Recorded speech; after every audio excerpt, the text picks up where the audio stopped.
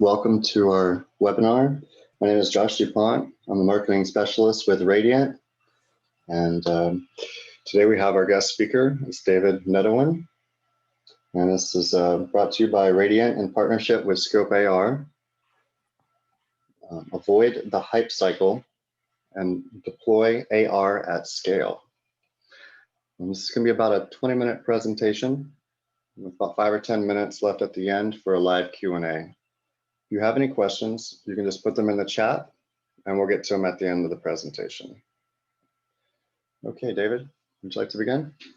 All right, well, thank you very much for the introduction, Josh, and for inviting me to talk today. It's great to be working with Radiant as a partner. So as you mentioned, today's conversation is about really understanding some of the, strategies to making sure that you can effectively deploy augmented reality within an organization at scale, and some of the learnings that we've had and developed in concert with some of the customers that we have. So just to start off a little bit, just a bit of background so that you know who we are, who Scope AR is, and sort of our background with augmented reality. So we're a company that was founded in 2011.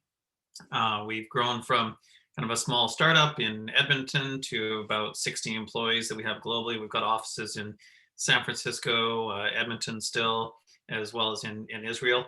And we develop augmented reality software that we work with our industrial partners to essentially help put expert knowledge in the hands of workers where and when they need it.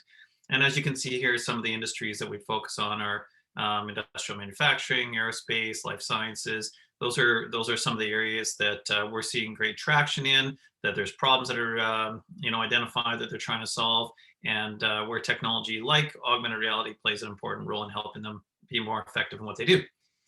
And as I mentioned, we develop software, augmented reality software, that actually helps our customers in a couple different ways.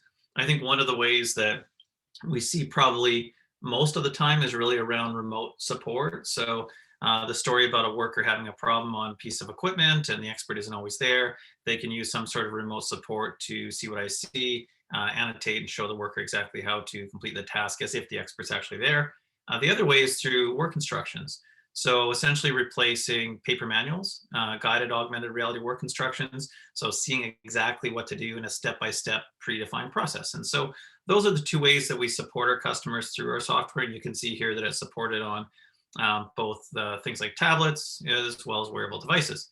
And I think one of the things that is always important to understand is, why does this matter, right? What's really the driving factors behind trying to engage in a new technology that's going to solve problems, and what are those problems? And I mean, it doesn't really matter what industry that you work in. These are problems that we see on a daily basis. And COVID might have been a bit of a catalyst or put a spotlight on some of these things, but every organization that we work with is struggling with those same types of challenges, right? There's just not enough expertise. There's an aging workforce that's retiring. There's high turnover rate. The equipment is getting more complicated than ever. So how do you make sure that not only do you maintain that knowledge, but you can make sure that it's in the hands of the workers exactly when and where they need it? And so one of the stories that we like to kind of imagine is, what if you were, we've all seen, or probably most of us have seen, the Matrix movies, and it's really cool how Neo could just like download the instructions right away and instantly he knows Kung Fu. Well, on the right-hand side is one of our superhero champions, Shelley Peterson from Lockheed Martin Space. And she's putting on a set of HoloLens glasses in this case, and she has the exact same ability as Neo does. So she's basically our superhero. So you can imagine exactly what she's seeing in this case. Maybe she's looking at a piece of medical equipment, and you need to know how to do the replacement of parts or do basic maintenance and procedures.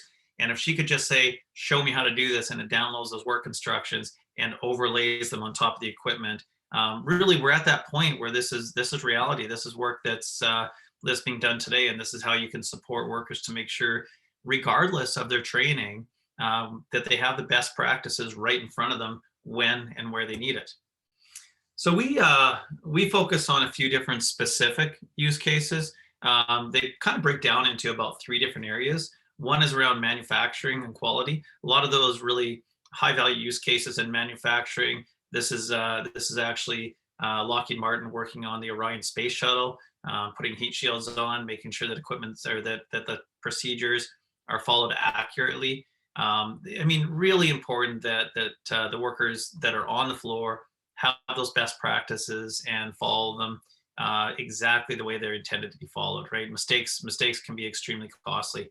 The other area right now that we're seeing tremendous value in and growth is around training and safety, especially with the COVID situation. Obviously, everybody's trying to figure out how to reduce training or reduce travel for training.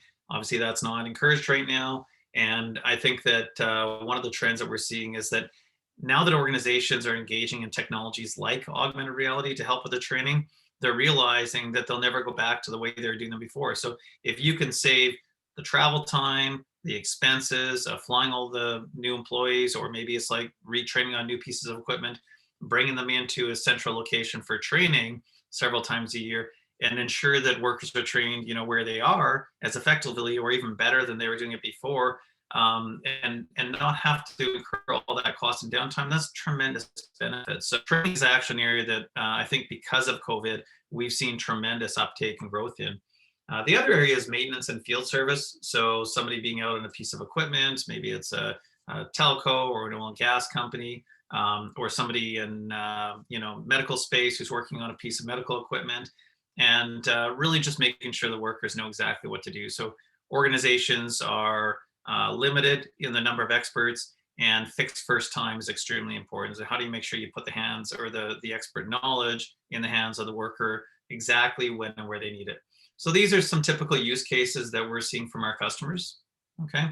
As an example of one of our great customers, and I'll focus on aerospace just for a moment, but this is an example of one of our great customers, ClickBond, who's using augmented reality to showcase how their fasteners get properly attached to an F-35. And augmented reality can be viewed in a few different ways.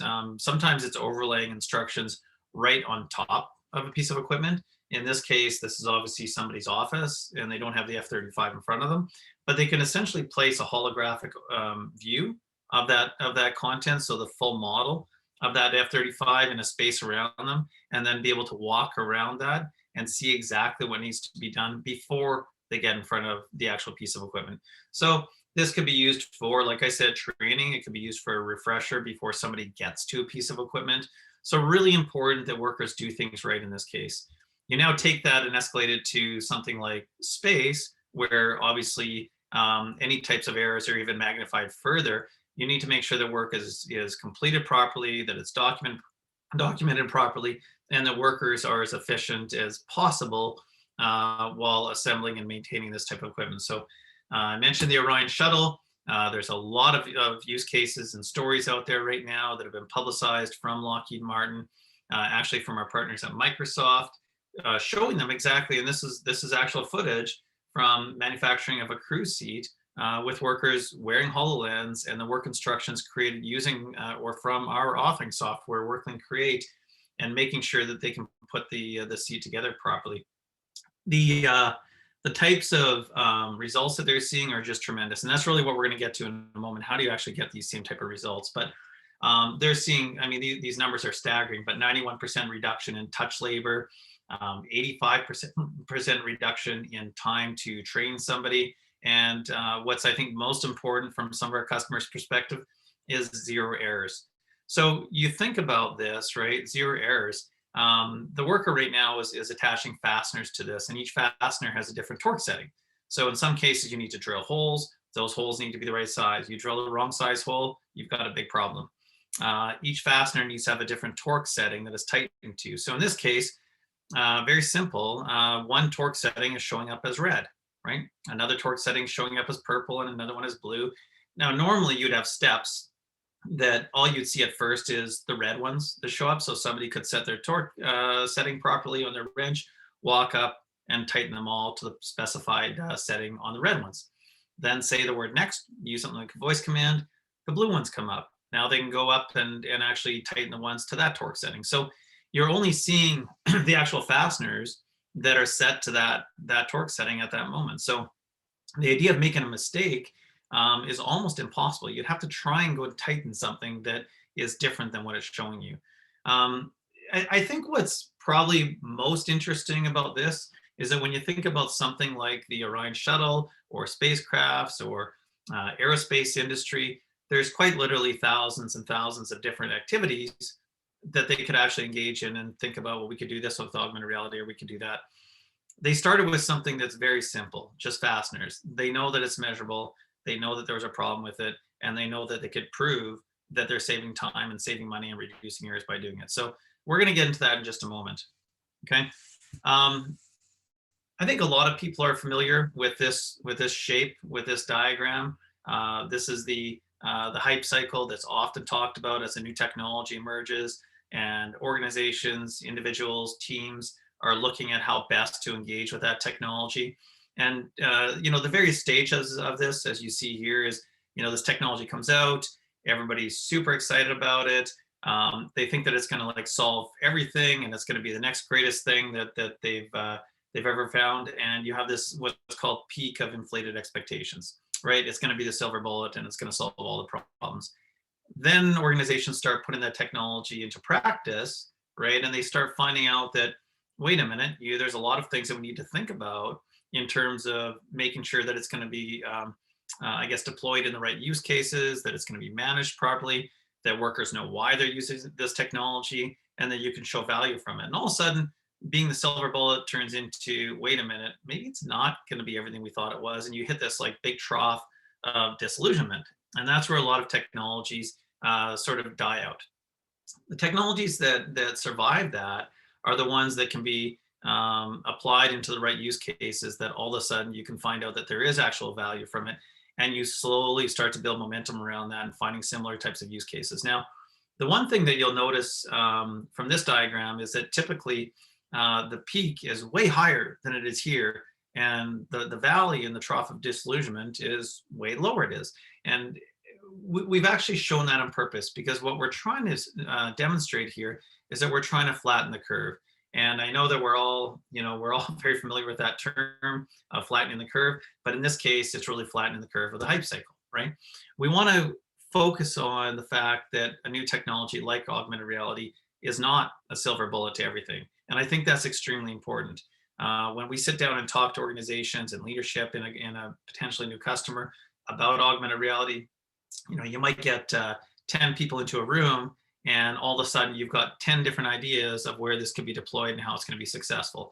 And they all might be great ideas, but there's going to be something specifically that you want to make sure that you focus on in terms of some of the, key talking points that I'm going to share with you next, that's going to identify the use case to start with, just like Lockheed did in terms of fasteners, right? So it's not going to solve everything. Let's find the right use case, right? And then once you do that, you can start to build momentum, like I said, in terms of showing value, getting buy-in, being able to grow those use cases into similar types of environments, and essentially be on the path to the plateau of productivity. Okay, so you need to get the right you need to get the right buy-in from the key stakeholders. You need to get buy-in from IT and security and user adoption, and you need to grow a culture that's going to understand exactly how that technology is going to be deployed and why, right? And so we'll talk about that here. There's a few steps that are extremely important to make sure you can flatten that curve, right? And the first one is finding the right use case.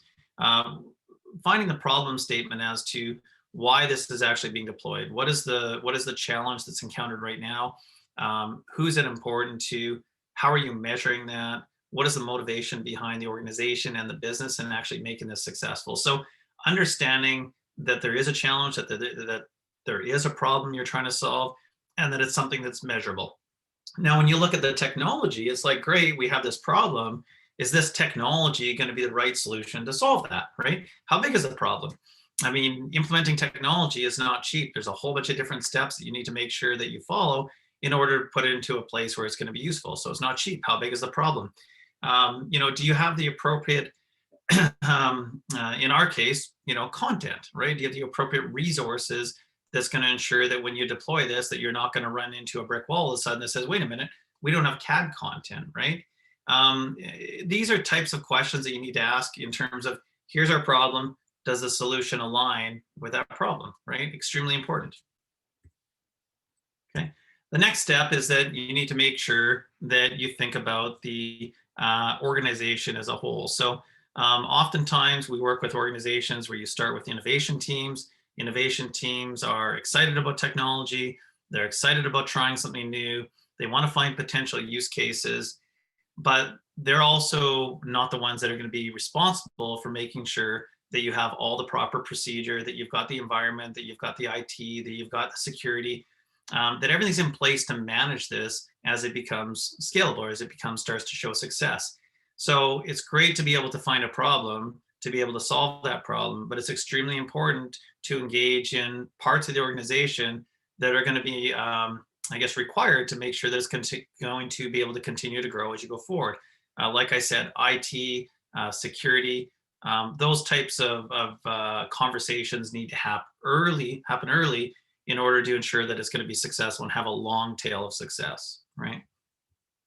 The third step to it is that you need to make sure that you think about exactly how this is going to work with your organization. So you've worked with IT, but what are some of the different areas of the organization in terms of making it enterprise ready that are going to be important? So making sure that you're focusing on how does the information and how does this technology connect with our existing systems of record? What does it look like with our MES or PLM? How does this technology talk to what we use today to make it a simple, unified solution? So thinking about the use case, making sure that you've got a problem that's measurable, getting buy-in from IT and the right stakeholders, thinking about it from an enterprise readiness perspective. And then, of course, the last part to it is change management. So you've got all these pieces in place, this foundation in place. You know what the problem is you're trying to solve. It's measurable. You've thought about how it impacts the organization at large, and now you've got the users to think about, right? And that's a very scary topic. A lot of times when we talk to the end users, it really always comes down to why does it matter to them? How is it going to impact the work that they do? And we've had lots of different conversations with the end users about expectations because of new technology. Are they expected to do more? Can they do now the same work with less number of people? What does it look like from an education and training perspective? So all of that is extremely important to think about in advance to a rollout to the workforce. And really it comes down to the why. So circling back full circle now, why is it important that the organization is engaging in this technology, and why is it important for the workforce? Right. So again, kind of it's the summary of this is that we're trying to be very prescriptive about where technology, where our products, where augmented reality is deployed. We're trying to be very careful about making sure that you ask all the right questions, discovery is done up front, you find the right use cases. Everything is about use case, right? Making sure that you have the right stakeholders involved, from key executives to IT, talking about security, and really having the end users understand the why behind this. And if you do all those things, we found that you can then flatten the curve and you can reach that plateau of productivity. You can reach that point of showing value or reducing time to value significantly.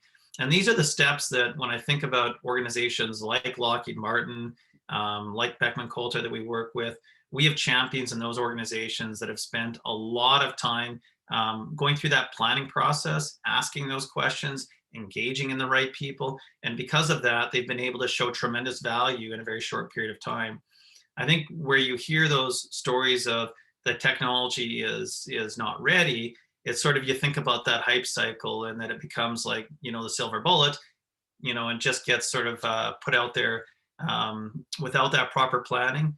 That's when you hit that trough of disillusionment and it fizzles out, right? So these are lessons, and it's obviously a trend and a consistent theme that technology has followed for quite some time on this hype cycle.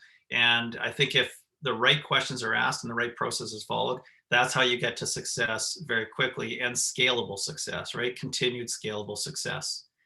So hopefully that gives you a sense of kind of the process that we like to focus on as we work with our customers, and that customers who have been successful have also focused on internally and strategized around, and we continue to work with to make sure that we can scale and build our relationship and their use of our technology. So open to questions. Thank you very much. I really do appreciate the time again, Josh. and look forward to answering a few questions and following up with anybody who might like to learn more after this. Yeah, thank you, David. That was great. So we do have some questions already in the chat. Let me go ahead and read a couple off to you. I'll start with this one. When looking for the right first use case, should it be close to what the production needs are, or is it better to look for something simpler? Well, I think in our experience anyways, I think it should be close to what the production needs are now. We do definitely focus sort of a sprint process in terms of evaluating use cases. And so I don't think we found too many, I guess, potential customers that sort of fit within the verticals that we work in that wouldn't have use cases that align very well to the type of focus we have. So, you want to make sure that you can start with something that's simple, that's easy to demonstrate, but that it does align to a real world environment, whether that's production, whether that's training, manufacturing. So that's kind of, I think, part of the process that we like to work on with the customers is understanding a lot about their business, understanding what that problem is, and saying we can demonstrate this with a use case like this that we can actually get done pretty quickly for them. Now, the other side to that is that when we think about customers who implement our technology, it is a fairly rapid process. There's not a heavy investment or heavy lifting that's really required. When you think about those types of work instructions, those 3D animated work instructions, I think a lot of people immediately would think, oh my gosh, that's going to be a lot of work. That's going to be a lot of investment and resources. And it really isn't. We have a software that's meant for anybody to use, really, I guess pretty much anybody, as long as you're somewhat comfortable on a computer. Or our creative services team often comes in to help out to demonstrate the capabilities of it. Yeah, I think it's important to make sure it's aligned to a real production use case. All right, thanks. Let's go to another question here. What is, in your experience, the biggest challenge deploying AR in a corporate environment? Ooh, that's a big one. I would say that there's two types of deployment. So one would be, for example, like I said, when you have kind of innovation teams that are ready just to like kick something off really small, really fast, but then it doesn't necessarily have the legs to extend beyond that. So when I think about deploying in a corporate environment with some of the customers that we have, I think that the biggest challenge is making sure that you've got buy-in from the right stakeholders. So often you'll have, and that might mean that innovation teams start with the technology, but they need to have a partner in the production side that says, here's my problem, right? So now you've aligned a use case with that person that's engaging on it. Along with that, you need to make sure that you've got executive buy-in, and you need to make sure that you have end user buy-in as to why this is important. So those conversations, understanding exactly what the problem is, and then socializing the impact of being able to solve that problem, I think is probably the biggest challenge off the start, because everyone just wants to like hit the ground running and let's just build this and then we'll show them. Taking the time to have those conversations off the start, I think, is extremely important. Okay, thanks. Let's go ahead and do another question here. We still have a little bit of time. How long does it take to reach the plateau of productivity for a new customer? Great question. I think it depends a little bit on the use case as well. In some cases, we have customers that focus a little bit more on that remote assistance side, where really there isn't a whole lot of content creation to begin with. It's just like, see what I see, be able to have an expert help somebody. With that, I think that there's still important steps. It doesn't change the process in terms of making sure that you've got that problem well defined and exactly what the process is to help those people. But you're probably, we have customers that have reached that plateau of productivity in less than 6 months. So getting to that point of like making sure that they actually have a true return on their investment, and they found use cases that are repeatable and scalable. So I think if the right steps are taken off the start, like I identified here, you can be less than 6 months to that point of plateau of productivity, or as I would say, getting to time to value or return on your investment, where you're saying, wow, we can now scale this out and look at how much money we're saving. So that, I think that's fairly common. Okay. Let's do another question here. Do you directly sell WorkLink or the remote guidance solution? So our product is WorkLink. We have one product. Now it has multiple facets to it. So WorkLink is our product, and it's comprised of a couple different things. So we have WorkLink Create, which is an authoring software. So just like you might have PowerPoint on your computer, for example, to build a presentation, our customers have WorkLink Create on their computer, and it allows them to really rapidly build these type of step-by-step guided instructions. It's kind of like building something like iMovie with timelines and different things like that. So really easy to use. And we just did a massive announcement last week where we actually released a fully updated version of WorkLink Create that's actually web-based. It's extremely exciting. Feel free to learn more about that at our website. And then we also have the application side. So you could download from whatever store you're on. You could download to your iOS, your Android, your Windows device, your HoloLens, the WorkLink app. And so that app allows you to have a couple different functionalities. So you could access those instructions that were built for you using the authoring software. You could also connect in real time with somebody else who has a license to WorkLink to offer real-time support, or you can do those together. So that's kind of one of those really unique things about WorkLink. You can have step-by-step guided instructions and also have somebody joining in on that and helping you from somewhere else. Yeah, that is great. Let's go ahead and do one last question. What is the most common change management hurdle that you face with IT departments? I would say probably the biggest challenge is typically around device and infrastructure. So we work in a lot of secure environments. So I guess it does depend a little bit on that side of it. What does security look like? How do you manage devices? What does the infrastructure within the organization look like? So we have a couple different ways of addressing that because we do work in sectors like aerospace and space. Organizations can deploy an on-prem version of our CMS, being able to manage all of the content and users and data. In other cases, we have cloud deployments, which probably serve 90% of our customers. But I think just understanding the needs of the customer in terms of what's important for them, what are those driving factors? Obviously, in spaces like in areas like the medical space, privacy of information and data, those are all extremely important things to consider. So I think just understanding from the IT's perspective, what are those driving factors that are important to them? And then making sure that the product is aligned to support those. And so we try to be as flexible as possible in recognizing that not every organization is going to be the same. They're all going to be very different in all their unique requirements. So we've tried to, like I said, be as flexible as possible in order to support the different needs that we encounter. So it does start with the discovery, of course. Great, thank you, David. That was a great presentation, and those were some really good questions. Let's go ahead and wrap it up. And I want to thank our audience for joining us today. And a recording of this webinar will be on our website, radiant.digital. And again, I'd like to thank David Nedwin and Scope AR. All right, thanks. Have a good afternoon. Thanks again, Josh. Mm-hmm.